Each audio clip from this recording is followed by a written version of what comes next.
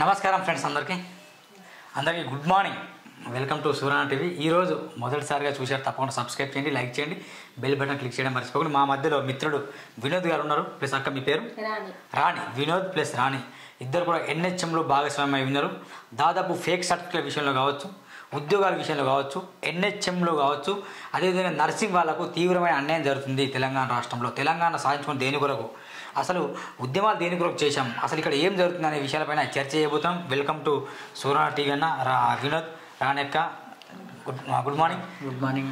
అయితే చెప్పండి అన్న, అసలు ఏంటి అసలు విషయం ఏంటి? ఎన్హెచ్ఎం నిజంగానే ఫేక్ సర్టిఫికేట్లు ఉంటాయా? అంటే ఉద్యోగాలు చేసేటప్పుడు ఫేక్ సర్టిఫికేట్లు పెడతారు. ఎందుకంటే కొంతమంది మాకు ల్యాబ్ టెక్నీషియన్లతో సంబంధం లేకుండా కూడా వాళ్ళు చదివింది ఒకటైతే అప్లై చేసేది ఒకటి. వాళ్ళు ఏంటంటే ఇప్పుడు ఏదో అప్లై చేయాలి, మేము కూడా ఉద్యోగాలు వస్తున్నాయి కదా అన్నట్టుగా వాళ్ళు ఏంటంటే స్టడీతో సంబంధం లేదు వాళ్ళకు. అప్లై చేసిన వాళ్ళు కూడా కొద్దిమంది ఉన్నారు. అంటే స్టడీ ఉండదు, ఏమో అప్లై చేస్తారు. అంటే మొన్న వైద్య శాఖ మంత్రి దామోదర్ నరసింహ గారు ఒక క్లియర్ స్టేట్మెంట్ ఇచ్చిండు. ఎక్కడ అవతకోలు జరగవు, మా ప్రభుత్వం క్లియర్గా ఉంది, బరాబర్ ఎవరైతే అర్హులో వాళ్ళకు మాత్రమే ఉద్యోగాలు ఇస్తాం, నో డౌట్ ఇట్. దీన్ని మేము రెక్టిఫై చేస్తున్నాం. ఆల్మోస్ట్ ఒక ఫేక్ దొరికింది వరంగల్ అనుకుంటా, ఒక దగ్గర దొరికింది తను. అయితే ఇలాంటి విషయాలు జరగకుండా పునరావృతం కాకుండా చేస్తాం, ఎవరైతే అర్హులో వాళ్ళకే ఉద్యోగాలు ఇస్తామని చెప్పారు. మరి దీన్ని ఏమంటారు మీరు? మేము ల్యాబ్ టెక్నీషియన్లు అంటే ఓన్లీ ల్యాబ్ టెక్నీషియన్ల పర్పస్లో అది చదివిన వాళ్ళు మాత్రమే ప్రియారిటీ ఇస్తే బాగుంటుంది.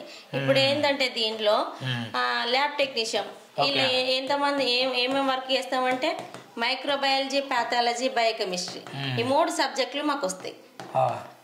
దీని మీద పూర్తి అవగాహన మాకు ఉంటుంది ల్యాబ్ టెక్నీషియన్ ఇది చదివిన వాళ్ళకి. ఇప్పుడు గవర్నమెంట్ ఏంటంటే జీవోల సపరేటెడ్ కోర్స్ పెట్టింది. బిఎస్సి మైక్రోబయాలజీ సపరేటెడ్గా ఓన్లీ మైక్రోబయాలజీ చేస్తారు వాళ్ళు, సపరేటెడ్గా ఓన్లీ బయోకెమిస్ట్రీని చదువుతారు. ఇంకొకరు ఏంటంటే ప్యాథాలజీ. అంటే వీళ్ళకి ఏంటంటే ఒక్క సబ్జెక్ట్ మీదనే నాలెడ్జ్, పట్టు, గ్రిప్ బాగుంటది. ఇంకా మరి మిగతా 2 సబ్జెక్టులు ఏమన్నా? మిగతా 2 ఇప్పుడు ప్యాథాలజీ చేసే వాళ్ళకి ప్యాథాలజీ తెలుస్తుంది, బయోకెమిస్ట్రీకి చేసిన బయోకెమిస్ట్రీని, ఇంకా మైక్రోబయాలజీ, ప్యాథాలజీ ఇవి సపరేటెడ్. వాళ్ళు చదివేది ఓన్లీ ఒక్క సబ్జెక్ట్ మీదనే గ్రిప్ కోసం చదివినారు. మేము ల్యాబ్ టెక్నీషియన్ అనేటోళ్ళం అన్ని చదివినాం. ఉద్యోగాలు పొందాలా? ఇప్పుడు మాకు పోటీగా వాళ్ళు వస్తున్నారు. ఇట్లా ఏంటంటే ఇప్పుడు మేము దీని మీదనే డిపెండ్ అయి ఉన్నాం. వాళ్ళంటే వాళ్ళకి ఇంకో వే కూడా ఉన్నది. అట్లా వాళ్ళ వేలో పోకుండా వాళ్ళు కూడా మాకు పోటీకి వస్తున్నారు. ఈ గవర్నమెంట్ ఏంటంటే వాళ్ళకు కూడా ఛాన్స్ ఇచ్చినది. దానివల్ల మేమైతే నష్టపోతున్నాం. ఇంకొకటి ఏంటంటే ఇప్పుడు మేము ల్యాబ్ టెక్నీషియన్లు అంటే ఇంకో కొంతమంది ల్యాబ్ అటెండర్లు ఉన్నారు, కొంతమంది హబ్ మేనేజర్లు ఉన్నారు. మిగతా వాళ్ళ వల్ల కూడా మేము కొంచెం నష్టపోతున్నాం. నాకు ఇంకో పెద్ద డౌట్ ఏంటంటే వినోద్, రాణి, ఒక విషయం నాకు క్లారిఫై అండి. తెలంగాణ రాష్ట్రంలో ల్యాబ్ టెక్నీషియన్ కోర్సు తీసుకొని చదివేవాళ్ళు చాలా మంది ఉన్నారు ఎవ్రీ ఇయర్. కానీ 1208 సంథింగ్ అంతేనా ఉద్యోగాలు ఇచ్చారు? 1284 ఉద్యోగాలు ఇచ్చారు. ఈ ఉద్యోగాలు సరిపోతాయి వాస్తవానికి? అస్సలు సరిపోతాయా? మాకు దాదాపు ఇప్పుడు అంటే ఎంత ఉంది కాంపిటీషన్? ఎంత ఉంది? 23,000 చిల్లర ఉన్నది. 23,000 మంది అప్లై చేశారా? వాళ్ళకు ఎంతో కొంత పొడిగించినట్టు పొడిగించారు, ఏమన్నా పొడిగించారు అంత. ఇప్పుడు ఈ ఉద్యోగాలు ప్లస్ ఈ సరితులత లేదు కదా, 23,000 మంది అప్లై చేస్తే ఈ 12,084 అంటే ఏం సరిపోతుంది? ఎందరికి ఉద్యోగాలు వస్తాయి? ఎంత కాంపిటీషన్ ఉంటుంది? మీ ద్వారా మేము ఏంటంటే గవర్నమెంట్ కొంచెం రిక్వెస్ట్ చేయడానికి వచ్చినాము. ఇంకొక 500-600 రావద్దు మీరు. నేను ఏమంటున్నా అంటే కరెక్ట్ ఇంకా 3,000 పెంచంటున్నాను. నేను 3,000 పెంచాలి. అంటే పెంచితే అంతకు మించి 3,000 పెంచాలి. అంతకు మించి అదృష్టం మాకు ఇంకొకటి లేదు. ఎందుకంటే మాకు ఈ కాంగ్రెస్ గవర్నమెంట్ వచ్చిన తర్వాతనే మాకు 2017లో నోటిఫికేషన్ అనేది మాకు కాంగ్రెస్ వచ్చిన తర్వాతనే మాకు అది క్లియర్ అయింది. అదొకటి. మళ్ళీ ఏంటంటే 1284 పోస్టులు కూడా వేయడం మాకు సంతోషమే. కాకపోతే ఇంకా పోస్టులు అంటే మేము ఉన్న జనాభాకి ఆ పోస్టులు మాకు ఎటు సరిపోతలేవు. ఇంకా కొంచెం పోస్టులు పెంచి మాకు కొంచెం ఏమన్నా చేస్తే బాగుండు వెసులుబాటు. ఎందుకంటే ఇంతకు ముందు ఓన్లీ కాంట్రాక్ట్ వాళ్ళకే వెయిటేజ్ ఇచ్చినారు. చూద్దాం, లైవ్ లో కాల్ చేద్దాం. మరి దామోదర్ నరసింహ ఏమన్నా మాట్లాడదా? 1284 పోస్టులు వేసినారు. అవి ఎంతవరకు కూడా మాకు సరిపోవు అవి. కానీ ఇంకా పోస్టులు పెంచాలి. దీనివల్ల కొంతమంది మాకు లాభం చేకూరుస్తుంది. 2017 వరకు కూడా ఓన్లీ కాంట్రాక్ట్ వాళ్ళకి వెయిటేజ్ ఇచ్చినారు, అవుట్ సోర్సింగ్ వాళ్ళకి ఎవరికి ఇవ్వలేదు. ఇప్పుడు కోవిడ్ చేసినాము, మామూలను కన్సిడర్ చేయండి అని వాళ్ళు అన్నారు. ఓకే, వాళ్ళకి ఇచ్చినారు. దానివల్ల మాకేందంటే ఇప్పుడు కాంట్రాక్ట్ అవుట్ సోర్సింగ్ చేసిన మమ్మల్ని దీంట్లో కూడా కాంట్రాక్ట్ ప్లస్ అవుట్ సోర్సింగ్ రెండు. అమ్మో, కాంట్రాక్ట్ ప్లస్ అవుట్ సోర్సింగ్ దీంట్లో ఉంటే మరి ఒరిజినల్ గా మస్తు కష్టపడే వాళ్ళకి ఏం జాబ్లు వస్తాయి మరి? రావండి. ఎందుకు రావు అంటే ఇప్పుడు డే అంతా మేము డ్యూటీలకే పోతాం. మేము 9కి మాకు 9 వరకే తంబు ఉండాలి. మాకు తంబు కూడా ఉన్నది. 9 లోపు తంబు పెట్టాలి. 4 తర్వాత మళ్ళీ అవుట్ గోయింగ్ పెట్టాలి. అంటే ఇప్పుడు మేము డ్యూటీకి వెళ్ళాలంటే మాక్సిమం 8కి బయలుదేరుతాం. 8కి కాంట్రాక్ట్ నేషనల్ హెల్త్ మిషన్. మేము ఇంటి నుండి 8కి బయలుదేరితే 9 లోపు తంబు పెట్టాలి ఇన్కమింగ్. మళ్ళీ అక్కడికి పోయిన తర్వాత మేము ఒక్క ప్రోగ్రాం కాదండి, మలేరియా వేయాలి, టీబీ వేయాలి, ఎయిడ్స్ వేసుకోవాలి, జనరల్ వేసుకోవాలి, ప్రతి టీ హబ్ ఆన్లైన్. మళ్ళీ దీనిలో ఏంటంటే అది సరిగా నెట్వర్క్ కూడా సరిగా ఉండదు అందులో. అట్లా చాలా ప్రాబ్లమ్స్ ఫేస్ చేసుకుంటా కూడా చేస్తున్నాం. ఇప్పుడు 9 to 4, ఇప్పుడు 8కి బయలుదేరితే ఇంటికి పోయేసరికి 5-6 అవుతుంది ఒక్కరోజు. ఆ 5-6 తర్వాత మేము ఇంటికి వెళ్ళిన తర్వాత మాకు పిల్లలు, ఇంట్లో పని, వాటితోనే సరిపోతుంది. మేము మాకు నోటిఫికేషన్ ఇచ్చిన టైం 1 మంత్ లోపల మేము ఏమని కవర్ చేయగలుగుతాం సబ్జెక్ట్ అయినా కూడా. మేము చేసేది ఏంటంటే మేము ప్రొసీజర్ చేస్తాం, నార్మల్ వాల్యూస్. దీనిపైన కాకుండా మాకు సబ్జెక్ట్ ఇస్తారు ఎగ్జామ్లో. మేము 6కి ఇంటికి పోయిన తర్వాత పిల్లల్ని ఇంట్లో పని చేసుకుంటాం. మేము ఎప్పుడు చదువుకోగలుగుతాం? ఇప్పుడు ఇంటి దగ్గర ఉన్న వాళ్ళు కానీ ప్రైవేట్ వాళ్ళు కానీ మాకు 20 మార్క్స్ వెయిటేజ్ ఇస్తున్నారు. ఆ 20 మార్క్స్ అనేటివి మేము ఇంటికి పోయిన తర్వాత ఎప్పుడు చదువుకోగలుగుతాం? చదవలేకపోతాం కదా.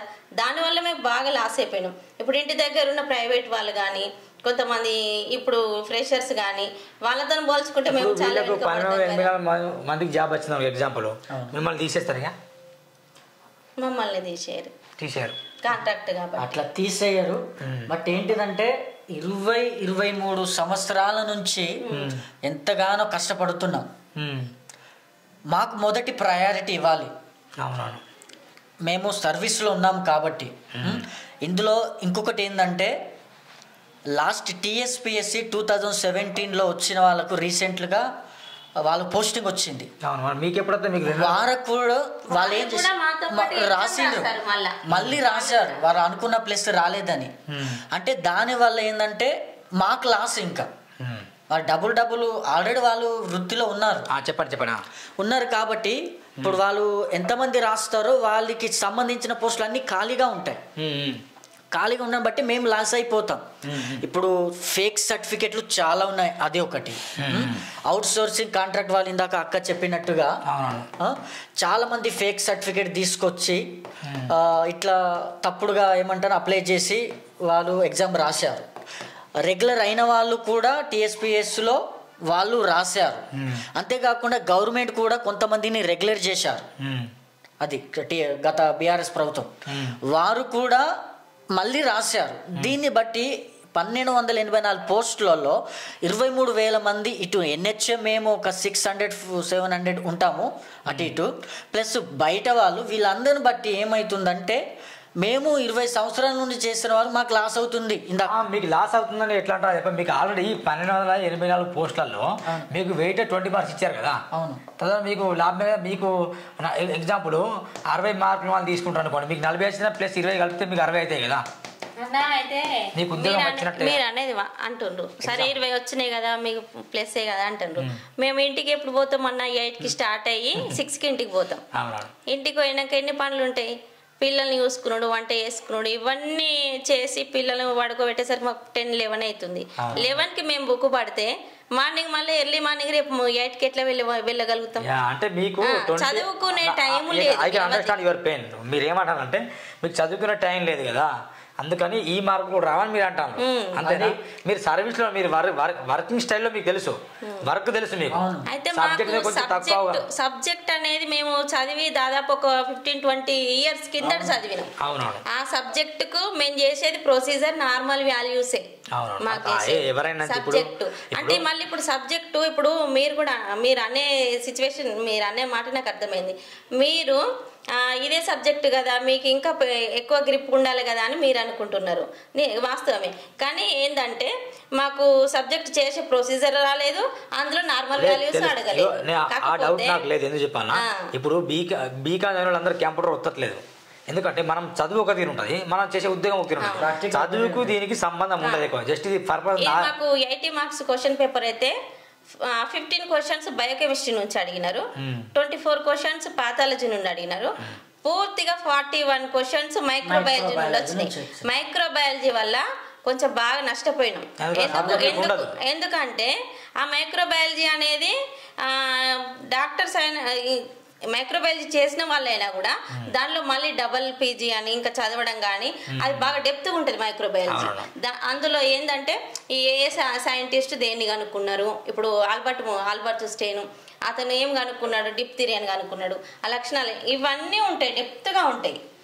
దానివల్ల ఇప్పుడు ఇది బ్యాక్టీరియా గ్రామ్ పాజిటివా గ్రామ్ నెగటివా, దానిలో అనేది కొకైలు ఉంటాయి, బాసిల్లేలు ఉంటాయి, దానిలో వివిధ రకాలుగా ఉంటాయి. దానివల్ల మేము అక్కడ లాస్ అయినాం. 41 questions వచ్చినాయి ఓన్లీ మైక్రోబయాలజీ నుండి. 41 questions చాలా టఫ్ అది. ఎందుకంటే ఫ్రెషర్స్ 1:4 కట్ చేస్తారా మార్క్స్? 4 మార్కులు తప్ప 1 మార్క్ కట్ చేస్తారా? నెగటివ్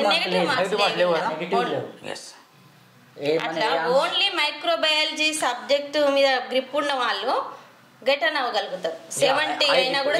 నాకు మీ సమస్య ఇప్పుడు అర్థమైంది. క్లారిటీ ఏంటంటే మీకు నెంబర్ 1 అనేది చదవడానికి టైం ఉండదు, అదొకటి. ఇంకోటి అంటే మీరు అది ఎన్నో సంవత్సరాలు అయిందిగా, మీరు ఇప్పుడు చదివింది ఒక సబ్జెక్ట్, ఇప్పుడు చేసే వర్కింగ్ స్టైల్ అనేది మా వాళ్ళు ఏంటంటే 2000 సంవత్సరంలో రిక్రూట్ అయ్యింది NHM-లో. 2000 ఇప్పుడు దాదాపు 23 సంవత్సరాలు 24 సంవత్సరాలు అవుతుంది.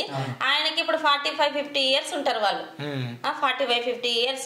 మేము లేడీస్ కి ఇంటికి పోతే పిల్లలతోని ఇంట్లో పనితో మాకు బాధ అవుతుంది. వాళ్ళకి ఏంటంటే పాపం బీపీ షుగర్లు. ఇప్పుడు 45-50 అంటే దాదాపు చాలా దారుణం అసలు. 45-50 అంటే బీపీ షుగర్లు వస్తాయి. ఇంటికి పోయిన తర్వాత ఎప్పుడు చదువుతారు? ఇంటికి పోయిన తర్వాత ఇప్పుడు నార్మల్గా ఏంటంటే 45-50 అంటే మన్మరాన్లు ఇప్పుడు వాళ్ళతో పోటీ పడి ఎగ్జామ్ రాయాల్సిన పరిస్థితి. చదువుదామంటే ఇంటికి పోయినాక కళ్ళు కొంచెం మసక పడతాయి. ఇప్పుడు మీరు ఎగ్జామ్ రాసిన మీ జాబ్ అయితే పోదుగా? ఉంటది కదా మీ జాబ్ మరి, కానీ అవుట్ సోర్సింగ్ లా ఉంటది. అదే పర్మనెంట్ గవర్నమెంట్ కాదు కాబట్టి అర్థమైంది. దాంట్లో హెల్త్ పాలసీ ఉండదు, ఇంక్రిమెంట్స్ ఉండవు, టీఏ డిఏలు ఉండవు. ఎంత నష్టం ఉంటుంది, ఎంత కష్టం ఉంటుంది. ఇప్పుడు మా జూనియర్స్ వచ్చి కొట్టేస్తున్నారు. వాళ్ళు కొట్టడంలో తప్పు లేదు, కష్టపడేవారు ఉంటుంది. కానీ మేము ఆల్రెడీ సర్వీస్లు ఉన్నాం కదా. ఒక ఉదాహరణ బ్రదర్, ఈ వర్షాకాలంలో 4 నెలలు నాదే ఉదాహరణ చెప్తున్నా. 20 మలేరియా డెంగ్యూ క్యాంపులు అటెండ్ చేశాను. 20 క్యాంపులు. హాస్పిటల్లో టీ హబ్ షాంపులు తీసాం. స్ఫూటం మేమే చేయాలి, మైక్రోస్కోప్లో నేనే చూడాలి. ఎంత ఇస్తున్నా జీతం? జీతం 27,000 ఇస్తారు NHM స్కీమ్ కింద.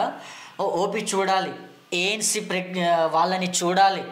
ఎక్కడైనా క్యాంప్స్ పడితే ఇందాక చెప్పినట్టు క్యాంప్స్కి వెళ్ళాలి, వాళ్ళకు పేషెంట్లకు మాట్లాడాలి.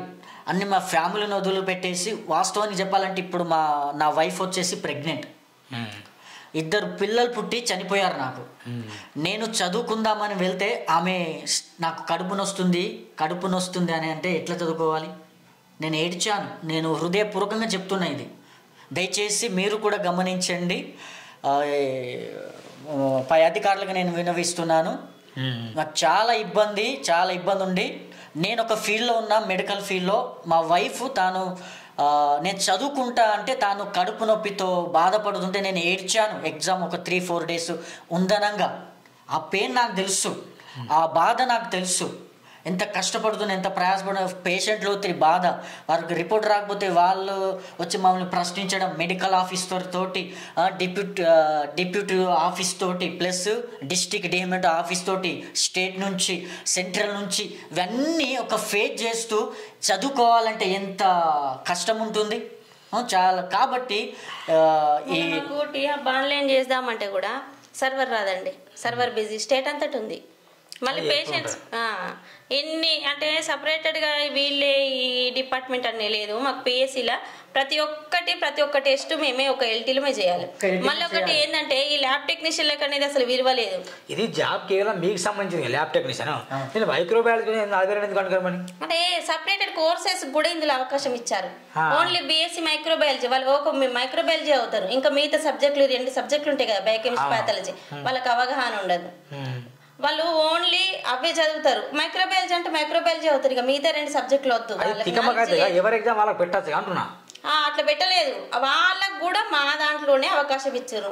అది చదవడం వల్ల మీకేమో ఆ క్వశ్చన్స్ తెలియదు మైక్రోబయాలజీ, మీకు ఇబ్బంది. ఇది మొత్తానికి గవర్నమెంట్ ఏదో ఉద్యోగాలు ఇచ్చినట్టు ఇస్తాను కానీ అసలు వాస్తవానికి ఉద్యోగాలు కాదన్న, ఏదో పనులు. ఇప్పుడు ఈ 2015లో ఇచ్చిన ఉద్యోగాలు పోస్టింగ్ ఇప్పుడు ఇచ్చిండ్రు. ఓకే, క్వశ్చన్ మాకు 2024 ఇచ్చాను ఒక ఉద్యోగాలు, మరి 2032 ఇస్తారా? నా క్వశ్చన్ 2032 ఇస్తారేమో ఉద్యోగాలు, అంతేగా. ప్రభుత్వానికి ఇప్పుడు ఏమన్నా సూటిగా ఒక 2-3 నిమిషాలు ముగిద్దాం. మీ డిమాండ్స్ 2 ముక్కలు చెప్పండి. అంటే మాకు ల్యాబ్ టెక్నీషియన్లు అన్నప్పుడు అక్యురేట్ గా ల్యాబ్ టెక్నీషియన్లకు మాత్రమే ఈ జాబు ఎలిజిబుల్ అని ఒకటి పెట్టాలి. ఎందుకంటే మిగతా పోస్టులకు ఎవరిని పిచ్చుకోండి. ఇప్పుడు ఏంది అంటే మేము ఇంతమందికి ఇన్ని జాబులు ఇచ్చినాము, ఇంతమందికి అవకాశం ఇచ్చినాము, మీరు చేసుకోలేదు సద్వినియోగం అన్న కిందలా చూపిస్తున్నారు తప్పితే ఓన్లీ ల్యాబ్ టెక్నీషియన్ ఏంటి. ఇప్పుడు ల్యాబ్ టెక్నీషియన్ చదివినాము, ఇప్పుడు ఏమైనా టీచర్ ఎగ్జామ్ కు మమ్మల్ని ఎలిజిబుల్ చేస్తారా? అది వీలైతుందా? మరి కానప్పుడు వాళ్ళకు మాత్రము మా ఎగ్జామ్ లో వాళ్ళకి ఎట్లా ఎలిజిబుల్ ఇస్తారు? Number 1. Number 2 next fake certificates. Fake certificate చాలా ఉన్నాయి. ఫేక్ సర్టిఫికేట్లు వాటిని ఏరి పారేసి, అది మొదట ఎన్హెచ్ఎంలో పనిచేస్తున్న వారికి మొదట ప్రాధాన్యత ఇవ్వాలి.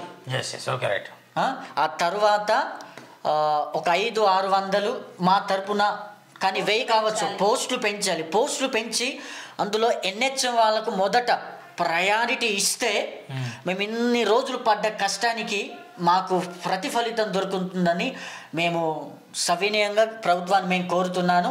చాలా సంతోషం. 23 సంవత్సరాల నుండి దాదాపుగా మీ మీదనే డిపెండ్ అయి మేము ఉన్నాం. డిపెండ్ అయి ఉన్నప్పుడు ఇప్పుడు వాళ్ళ ఏజ్ కూడా దాటిపోతుంది. కనీసం నెక్స్ట్ ఇయర్ అప్లై ఎప్పుడు పడితే తెలియదు. గత 10 సంవత్సరాల నుండి అసలు మాకు పోస్టులే లేవు. ఇప్పుడు కూడా వాళ్ళకి ఏజ్ అయిపోయే పరిస్థితిలా వాళ్ళు ఏదో చదవక వాళ్ళకు ఏంటంటే టైం లేక, ఎందుకంటే ఉన్న కాల పరిమితి చాలా తక్కువ సమయం ఇచ్చారు మాకు. ఇంటికి పోయేసరికి మాకు డ్యూటీలతో సతమతమైనాం. మా జిల్లాలో ఏంటంటే రాజన్న సిరిసిల్ల జిల్లాలో ఒక లీవ్ పెట్టుకోవాలంటే ఎగ్జామ్ ఉంది, ఇంటి దగ్గర ఉండి చదువుకుందామని ఒకరోజు లీవ్ అడిగితే ఎట్లుంటుందంటే మా పరిస్థితి. నా వంతుకు వేసి వాళ్ళు నోటెడ్ పెట్టాలి. ఆ నోటెడ్ పెట్టినాక మా మెడికల్ ఆఫీసర్ సైన్ చేసి స్టాంప్ వేసి తర్వాత ఆ స్టాంపును ఆ లెటర్ను పట్టుకొని డిఎంఎన్హెచ్ ఆఫీసుకోవాలి. డిఎంఎన్హెచ్ ఆఫీస్కి వాళ్ళు ఓకే అని మాకు సీల్ వేసి సైన్ చేస్తేనే మేము అప్పుడు తీసుకోవాలి. మేము ఇంత ఎగ్జామ్ ఉన్నా కూడా ఒక్క లీవ్ మాకు దొరకలేదు, మేము పెట్టుకోలేము. అంత ప్రెషర్. ఎప్పుడు చదువుకుంటాం? ఇంకేమైనా మాట్లాడుతుందా? మిత్రులారా బాగా గమనించండి. ఇప్పుడు నేను కొన్ని విషయాలు నేను ప్రభుత్వాన్ని డిమాండ్ చేస్తున్నా. వీరుంటే please my humble request, simple గుర్తించాలి వాళ్ళు. ఎందుకంటే 20 ఇప్పుడు నేను ఏమన్నంటే వాళ్ళకు ఎప్పుడు పడుతుందో తెలియదు, ఎప్పుడు అప్లై చేసుకుంటారు. వాళ్ళు ఏజ్ అయిపోతే వాళ్ళ పరిస్థితి ఏంటిది? 1284 పోస్టులు పాప అక్క ఆవేదన రాణెక్క ఆవేదన చాలా ఉంది. 1284 పోస్టులు ఇచ్చారు కదా, ఓకే అది ఇవ్వండి. నా ఒక డిమాండ్ ఏంటంటే 20 నుంచి 23 సంవత్సరాలు ఎవరైతే చేస్తారో ఉద్యోగం వాళ్ళని డైరెక్ట్ పర్మనెంట్ రెగ్యులర్ చేయండి. గవర్నమెంట్లో ఒక డిమాండ్, వాళ్ళని రెగ్యులర్ చేయండి.